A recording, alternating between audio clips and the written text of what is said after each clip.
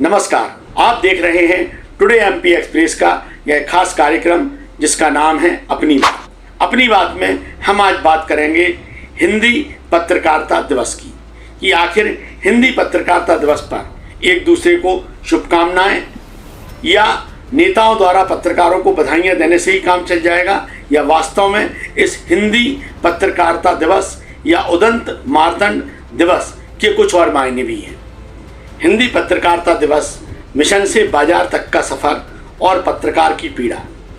30 मई भारतीय हिंदी पत्रकारिता के इतिहास का वह दिन है जब 1826 में पंडित जुगल किशोर शुक्ल ने कोलकाता से हिंदी का पहला समाचार पत्र उदंत मार्तंड प्रकाशित किया था। इसी ऐतिहासिक शुरुआत की स्मृति में हर वर्ष हिंदी पत्रकारिता दिवस मनाया जाता है।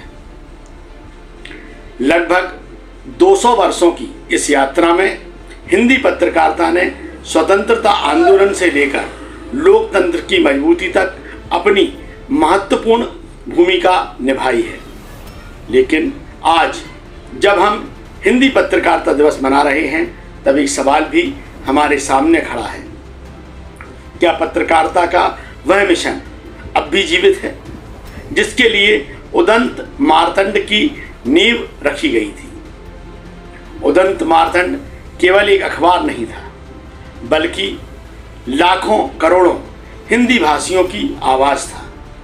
उस दौर में अंग्रेजी, फारसी और बंगला के समाचार पत्र तो थे, लेकिन हिंदी समाज की बात कहने वाला कोई भी मंच नहीं था।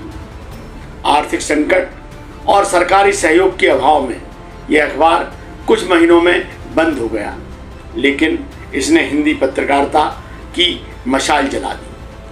आज तस्वीर बदल चुकी है।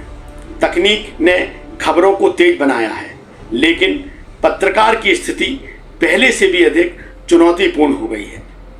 छोटे और मध्यम शहरों में कार्यरत हजारों पत्रकार बेहद कम मानदेय पर काम कर रहे हैं। कई संस्थानों में पत्रकारों को नियमित वेतन तक नहीं मिलता। विज्ञापन आधारित व्यवस्था ने संपादकीय स्वतंत्रता पर दबाव बढ़ाया है।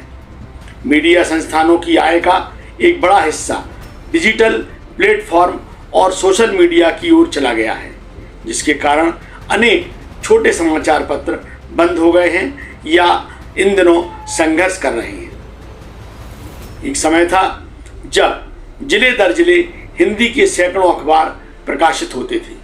आज बढ़ती प्रिंटिंग लागत, कागज की महंगाई, वितरण खर्च और डिजिटल प्रतिस्पर्धा के कारण अनेक प्रकाशनों का अस्तित्व संकट में आ गया है। महामारी के बाद यह संकट और गहरा हुआ है। कई अखबारों ने अपने संस्करण ही बंद कर दिए हैं। कर्मचारियों की छंटनी और पत्रकारों को फील्ड से हटाना भी लाजमी हो गया था। पत्रकारिता का क्षेत्र अब आर्थिक असुरक्षा का भी पर्याय बनता जा रहा है। सबसे चिंताजनक स्थिति ग्रामीण पत्रकारिता की है। गांवों और कस्बों में काम करने वाले संवाददाता अक्सर बिना संसाधनों के समाचार जुटाते हैं। उनके पास ना तो कोई पर्याप्त सुरक्षा होती है और ना ही बीमा, ना ही कोई स्थायी आय। फिर भी वही पत्रकार स्थानीय भ्रष्टाचार, प्रशासनिक लापरवाही और जन समस्याओं को सामने लाने का कार्य करते हैं। हिंदी पत्रकारिता को मजबूत बनाने के लिए केवल पत्रकारों की प्रशंसा और उनका सम्मान ही पर्याप्त नहीं है। सरकारों को पत्रकार सुरक्षा कानून, सामाजिक सुरक्षा और प्रशिक्षण की बेहतर व्यवस्था भी करना होगी। मीडिया संस्थानों को भी पत्रकार को केवल कंटेंट उत्पादक के रूप में नहीं बल्कि लोकतंत्र के प्रहरी के रूप में देखना होगा। वहीं पत्रकारों को भी अपनी विश्वसनीयता, तथ्यपरकता और निष्पक्षता को सर्वोच्च प्राथमिकता देनी होगी। आज जब हम हिंदी पत्रकारिता दिवस मना रहे हैं तब यह केवल उत्सव का अवसर नहीं बल्कि आत्ममंथन का भी समय है। उदंत मार्तंड की विरासत हमें याद दिलाती है कि पत्रकारिता का मूल उद्देश्य सत्ता की प्रशंसा नहीं बल्कि समाज की सच्चाई को सामने लाना है। हिंदी पत्रकारिता का भविष्य तभी सुरक्षित रहेगा जब पत्रकार सुरक्षित होगा, संस्थान स्वतंत्र होंगे और पाठक सत्य को ही महत्व देंगे, क्योंकि अखबार केवल कागज पर छपे शब्द नहीं होते, ये समाज की चेतना के दस्तावेज भी होते हैं। हिंदी पत्रकारिता दिवस पर उन सभी पत्रकारों को नमन जो कठिन परिस्थितियों में भी सच को जनता तक पहुंचाने का साहस रखते हैं। पत्रकारिता पर कुछ कड़वे आंकड़े। हिंदी पत्रकारिता दिवस पर जब हम पत्रकारिता की उपलब्धियों की बात करते हैं तब उसके संघर्ष और संकट की तस्वीर भी सामने रखना बहुत ही ज़्यादा जरूरी हो जाता है। अंतर्राष्ट्रीय संस्था committee to protect journalist CPJ के आंकड़ों पर अगर हम नज़र डालें तो 1992 से अब तक भारत में दर्जनों पत्रकार अपनी पेशेवर जिम्मेदारियों के कारण मारे गए हैं। 2018 की रिपोर्ट के अनुसार 47 पत्रकारों को मौत के घाट उतार दिया गया है और ऐसे भी कई पत्रकार हैं जिनके मामले दर्ज ही नहीं हो पाए, जिनमें से 33 मामलों को सीधे टारगेट कर हत्या माना गया। द इंडियन एक्सप्रेस की यदि माने तो CPJ की एक अन्य रिपोर्ट में यह भी कहा गया है कि 1992 से 2016 के बीच कम से कम 27 पत्रकारों की हत्या उनके काम के कारण हुई और अधिकांश मामलों में दोषियों को सजा तक नहीं मिल सकी।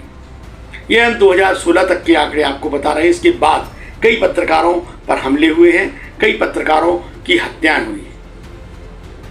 Committee to protect journalist Bharat में सबसे ज़्यादा खतरा छोटे शहरों और ग्रामीण क्षेत्रों की काम करने वाले पत्रकारों पर बताता है।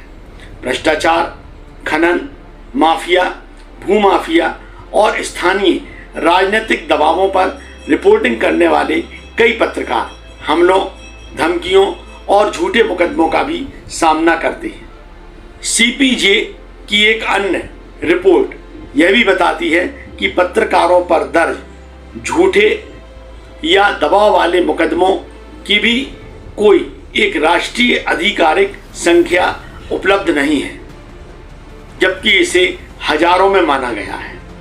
लेकिन प्रेस संगठनों और मीडिया अधिकार समूहों की रिपोर्टें लगातार बताती रही हैं कि मानहानि, IT एक्ट, शासकीय कार्य में बाधा और अन्य धाराओं के तहत पत्रकारों पर बड़ी संख्या में FIR दर्ज होती रही हैं।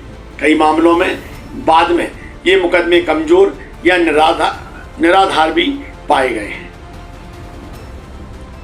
यदि हम CPJ की यानी कमेटी टू प्रोटेक्ट जर्नलिस्ट की एक और रिपोर्ट पर ध्यान दें तो बताया गया है कि प्रिंट मीडिया भी गंभीर आर्थिक संकट से गुजर रहा है। डिजिटल मीडिया और सोशल मीडिया के बढ़ते प्रभाव के कारण कागज की बढ़ती लागत तथा घटते विज्ञापन राजस्व के कारण देश भर में सैकड़ों छोटे और मध्यम समाचार यानी कि पाक्षिक और साप्ताहिक समाचार पत्र बंद हो चुके हैं या उनका प्रकाशन सीमित हो गया है। हालांकि पूरे भारत में बंद हुए अखबारों की कोई एकीकृत जानकारी सरकारी आंकड़ों में नहीं उपलब्ध है, लेकिन ऐसा बताया जाता है कि विभिन्न मीडिया अध्ययनों के अनुसार कोरोना काल के बाद क्षेत्रीय और स्थानीय प्रकाशनों पर सबसे अधिक असर पड़ा है। हम आपको यही बताना चाहते हैं कि जिस लोकतंत्र में पत्रकार सुरक्षित नहीं होता वहाँ सच भी सुरक्षित नहीं रह पाता। हिंदी पत्रकारिता दिवस केवल उत्सव का नहीं बल्कि उन पत्रकारों को याद करने का दिन भी है जिन्होंने कलम की कीमत अपने जीवन से चुकाई और उन हजारों पत्रकारों की चिंता करने का दिन है जो आज भी असुरक्षा, आर्थिक संकट और दबावों के बीच सच लिखने की कोशिश कर रहे हैं। हिंदी पत्रकारिता दिवस की आप सभी को शुभकामनाएं। आशा है हमारा आज का यह अपनी बात कार्यक्रम आपको पसंद आया होगा। यदि पसंद आया हो तो इसे अधिक से अधिक शेयर करें, लाइक करें और इस पर कमेंट करें। तब तक के लिए मुझे विदा दें। मैं राजेश जैन आप सभी से अलविदा चाहता हूँ। नमस्कार।